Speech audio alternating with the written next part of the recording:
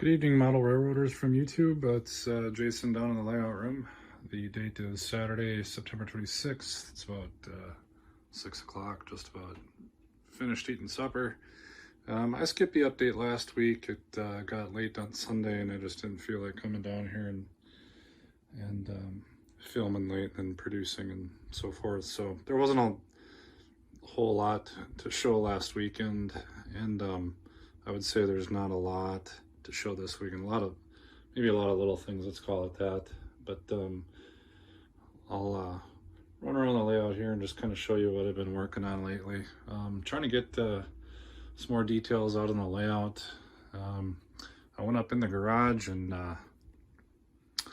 got out all my vehicles from my previous layout that I had collected. So now, if you look in the city of Red Rock here, I've got some 187 scale vehicles.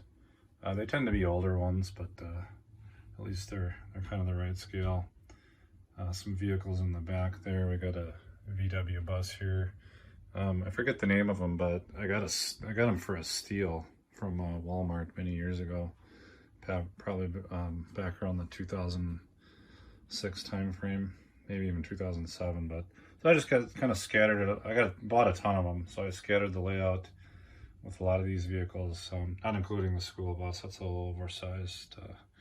That's for my son, but put a few on the service road that goes to the yard office and the shop.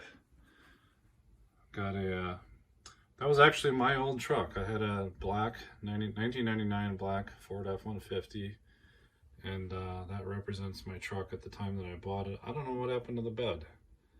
I don't know where it went. It disappeared. So now it's a pickup truck without a bed. By the way, that little Trans Am, I don't know if it's a Trans Am or Firebird. It looks like a Trans Am to me, but that's it. Pretty much the Trans Am that my dad had back in the 70s. He was really big into Trans Ams. So a few more are in Granite Creek. Put a few here still in Granite Creek. A couple of BNSF trucks. Again, these are Ford F-Series F-150 extended cab trucks. These guys are working on the little electrical boxes, and then that gruesome casket and Prairie Co. I've got a couple more. So, and I got this little camper guy up here. I got a whole lot more, but that's about all I got out on the layout right now. I didn't want to overcrowd it too much. While we're on the topic of vehicles, I actually just ordered these from eBay this week, and they actually arrived today. Got some nice cement trucks for my Cafe Industries or Medusa cement plant. So I bought 4 of them. Walthers makes these. They're about I think $12.98 a piece. Nice little truck, 187 scale. I got 2 there, loading up cement, concrete. Got one down here in Red Rock. We got some construction going on. Still don't have a road in there yet. And then we've got one, I guess they're working on a project here, going down the service road to the yard shop. But anyways, if you're interested in those, they're made and distributed from Walthers Scene Master. So bought those off eBay. Let's see, what else? Some road striping. So this is something I worked on about a week and a half ago. Started working on road striping. I got some Woodland Scenics yellow and white road striping pens. I got the intervals a little wrong on the yellow stripes on this service road. I'm gonna go and basically delete every other one by painting over it with pavement. When I was driving down the roads recently, I realized they're not this close together. So there will be a stripe and then a large gap, a very large gap, and then another stripe and a large gap, and so on. So this may look correct to your eye, but if you go out driving around today, you don't see nearly this many stripes. There's a much larger gap, so I'll just go and fix that by just painting over every other one. I got some road striping in Granite Creek. Again, I used the white and yellow pens and a straight edge. Those paint markers, by the way, from Woodland Scenics are a little finicky. You got to be careful with those, and if you watch any of the YouTube videos, there's a lot of people complaining about they're faulty, and I did experience a few of the problems that people wrote about, but I think they're just using them wrong. You gotta be a little patient with these so that they don't bleed all over the road. Here's another double yellow line going into the depot at Granite Creek. And then over here at Prairie Co-op, put in some parking. I got some, speaking of road paint and road signage, I also ordered on eBay this week from, I believe the seller's called Red Lion Hobbies. But this this outfit on eBay, they sell handicap stickers. Well, they sell all kinds of pavement markings. So railroad crossings, line striping, handicap, parking spots, etc., etc. What I ordered was, I went out there specifically for the railroad crossings because I just don't have good enough penmanship really to make my own, and I didn't want to spend a lot of time on it and have it look sloppy. Not to mention, the ones back here have to be created upside down there, as well as here in Granite Creek, and I can't. I don't think I can make upside down ours very well with a finicky paint pen, and I really don't want to try. So I just ordered some decals, and I thought, well, while I was there, I might as well get some handicapped parking signage as well. I still got to come back to Gruesome Casket and get them some parking spots here. Here, notice we got I don't know what that is, a Lamborghini or a Testarossa or something, but he's got a special car, so he takes up both parking spots at Prairie Co-op. They probably don't like him very much there. So yeah, speaking of roads still, let's go in the back here in Granite Creek. I made an alleyway behind the bank and Wagner transfer. So we've now got our alley back there. It's painted, pavement, no lines. I think we'll just leave that one as is for now. But that's the back alleyway, and I spread these buildings apart and decided I would make an alley. Originally I had this building butted right up against Wagner, but I decided to kind of spread it apart and put in an alley there. Okay, while we're in this corner, I also spent some time this week. I finally got the rest of my Katie 508 couplers in so I could finish my River Rossi passenger train. So I've ripped out the crappy McHenry couplers out of all of these River Rossis that I had tried. They're decent couplers, but the McHenrys sag a lot, so they're not to the correct scale height that they should be. They're a miserable failure on the coupler height gauge, which of course leads to just nothing but operational problems. So I got the rest of my Katie 508s in, and spent I don't know, about an hour and a half or so finishing up the rest of theirs. There's a lot of cutting and filing you have to do to put the Katie 508s in, but once you do a couple of them, or once I did a couple of them, the process became actually pretty easy, and I could knock out a set of trucks in about 15 minutes.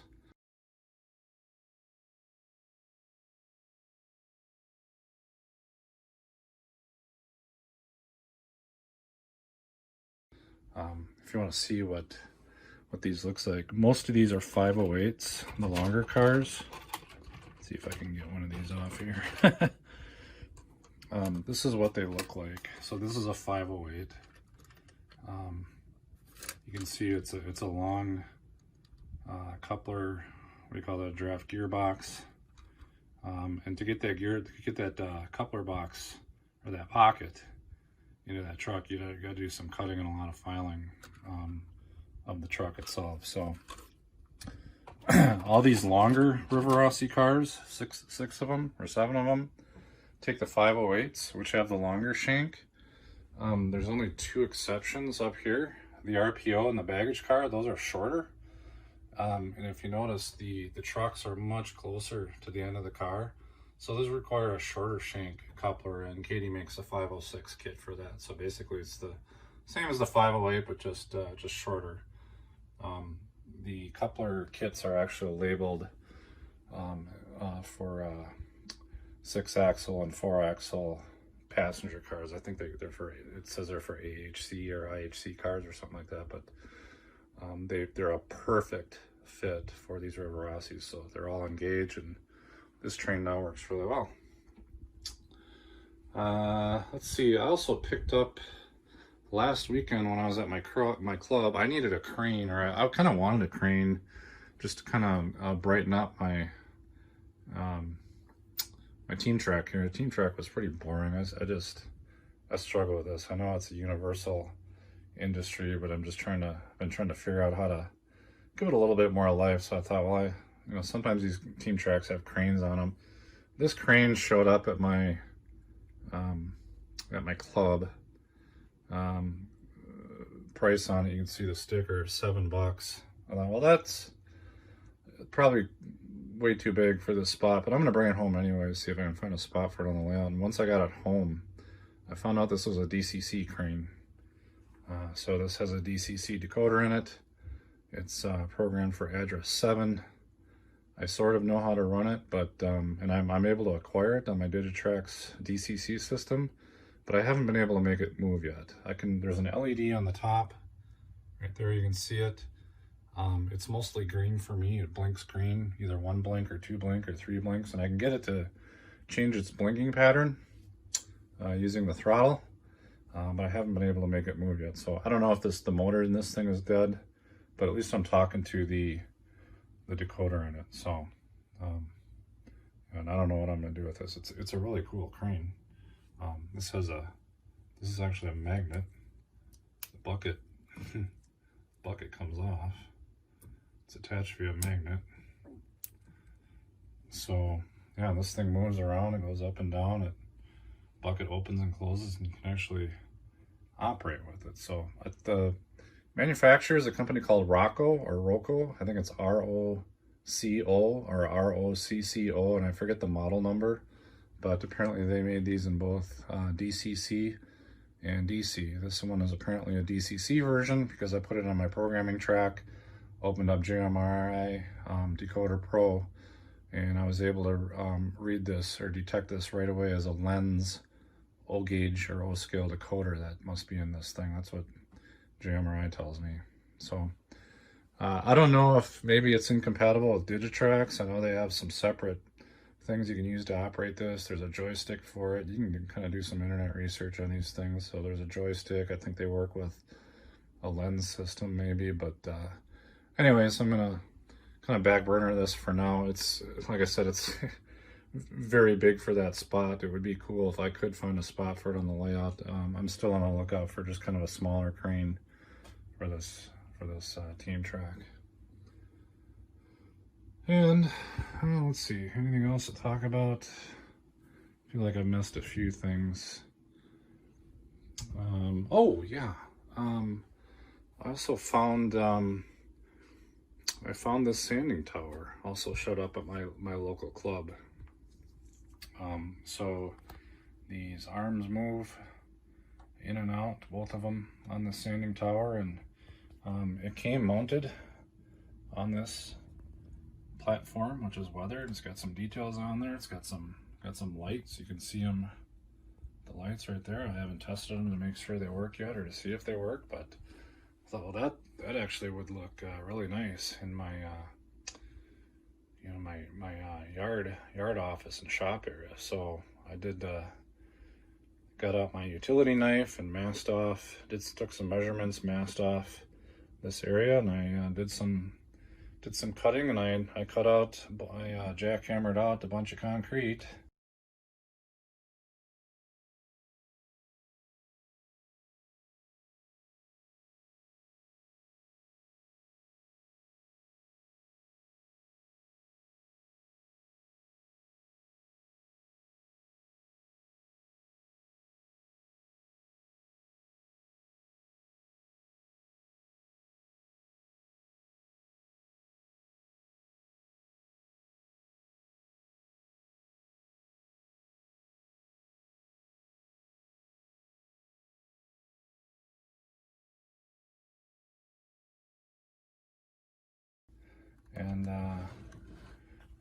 And was able to put this sanding tower in. So it's just sitting in there. I could pull this right out. It's got a brass tube that's going down through the layout to connect the wiring to the LEDs. But this works really well in this spot. Now these two fueling refueling apparatus. Those were sitting over here, if you remember, if you watched previous videos or pictures from my layout. So I simply picked up and moved those drilled new holes and put them over here. So now we got fueling here. We got a real nice sanding tower. I don't know if this is someone's kit. I've never seen this particular one before. There's certainly quite a few sanding towers out there. I even have a old sanding tower for my old layout, but it's pretty crappy. It doesn't look very nice, which is why I haven't bothered to put it on this layout.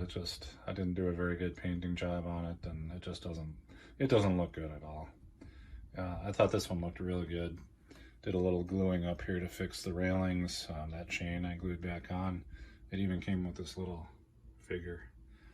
So yeah, I think that's a nice little sanding tower. I picked that up for 10 bucks, and best case scenario, the lights will work. Once I get to layout lighting, will probably for lighting buildings and such be probably one of the last things I do on this layout. There are a few buildings such as this bank and one or two of these buildings over here, as well as Champion Mine. They actually have lighting in them with wires going on the layout. Some of the lights I've tested, some I haven't, but these are all buildings I've bought secondhand, and eventually I'll get around to getting them lit. I think I'm just going to take the cheap way out when I come to it, and so that I don't just create the massive mess and a headache on the layout. I might just use that just plug system from Woodland Scenics. So got an area to fix over here. I was in the layout room last week, and I noticed I got a little bit of a gap here in the scenery, one that I haven't noticed before. So it looks like the layout shifted on us. That's a real easy fix, but a little bit concerning because I thought my layout was all done moving at this point, but apparently not. But fortunately, we didn't kink any tracks. None of the tracks moved, so not that I noticed.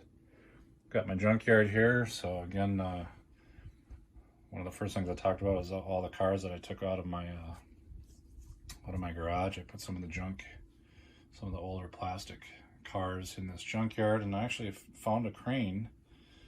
I had been looking for a crane for my junkyard, and after I went through that box in my garage, I came across this crane that I already owned, and I decaled it DM&IR, Duluth Mesabian Iron Range, and then I vaguely remember putting this crane kit together, and I even remember this big old magnet here is actually the cap for a water bottle, as I remember.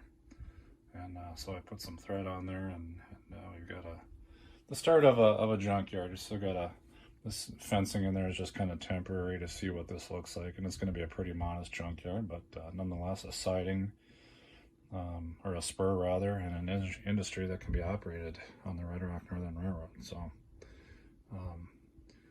more to come on that. I did also picked up part of a refinery. Excuse the camera movement. I saw this sitting in a bargain bin, and this goes to, I think, a Walther's refinery kit, and I saw it and I just bought it. It was 10 bucks. It's already assembled.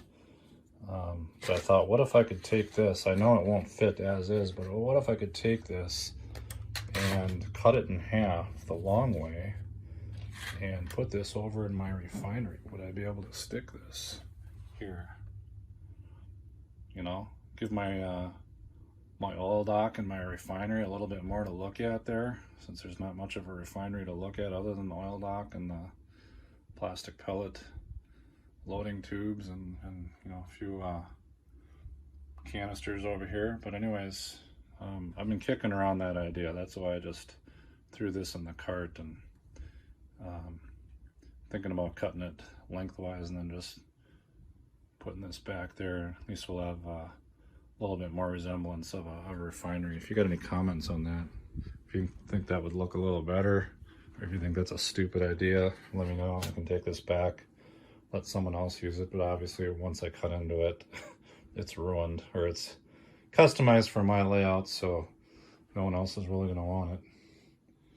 So I think that's kind of about it. We're at the 19-minute mark here, and so I'm gonna go ahead and I think we're gonna go ahead and end this video. Thank you for watching, and everyone, Have a blessed week. Out.